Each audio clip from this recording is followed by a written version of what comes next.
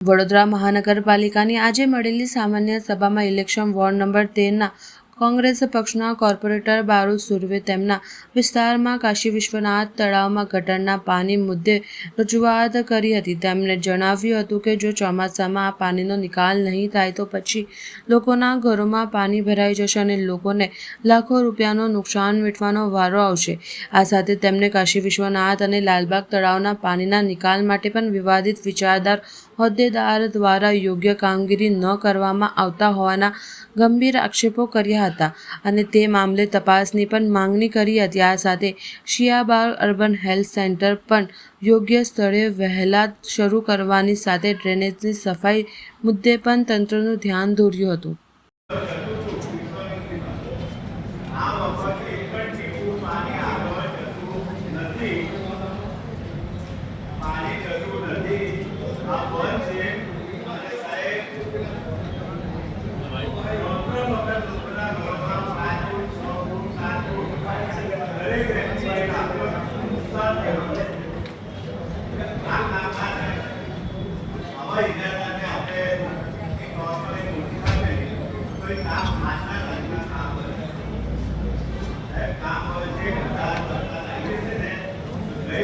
આજે સામાન્ય સભામાં અમે એ જ રજૂઆત કરી કે અમારા વિસ્તારમાં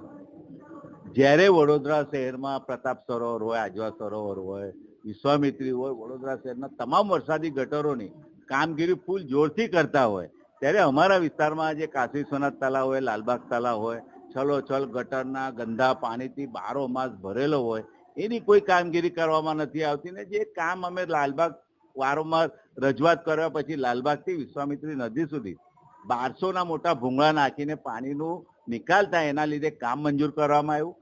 3 તબક્કામાં કામ કરવાનું હતું। એક તબક્કા પૂરો થયો અને બીજા તબક્કામાં જે કામગીરી ઇજારદાર કરે છે એ ઇજારદાર 1200ના ભૂંગળાની અંદર એટલી બધી માટી ભરાઈ ગઈ છે, પાણી આગળ જતું નથી। ચોમાસું સામે આવી રહ્યું છે, વરસાદની તૈયારી છે અને એ ઇજારદારની અમે વારંવાર રજૂઆતો કરી, કમિશનરશ્રીને પત્ર લખ્યા તો પણ એવા ઇજારદારને કોઈ જાતની નોટિસ આપવામાં નથી આવતી।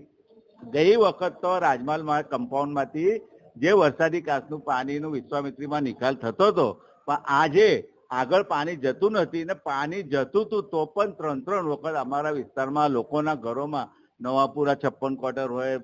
રાસ્તમ સોસાયટી હોય, કાશી વિશ્વનાથ સોસાયટી, SRPની અંદર લોકોને 5 ફૂટ, 6 ફૂટ, 7 ફૂટ આવું 3 વખત પાણી ભરાયેલું, પાણીનો નિકાલ થતો હતો તો પણ આજે આ 1200ની ભૂંગળાની અંદરથી માટી ભરેલી છે, પાણી આગળ જતું નથી તો કદાચ વરસાદ આવશે તો પહેલા માળ સુધી પાણી ભરાઈ જાય એવી પરિસ્થિતિ છે। બહુ ચિંતાનો વિષય છે એટલે સામાન્ય સભામાં રજૂઆત કરી છે કે વહેલી તકે આ કામગીરી જે બી ઇજારદાર હશે એને નોટિસ આપો, કામગીરી વહેલી તકે કરાવીને પાણી જતું થાય એવું કામ કરવું જોઈએ એવી અમારી માંગણી।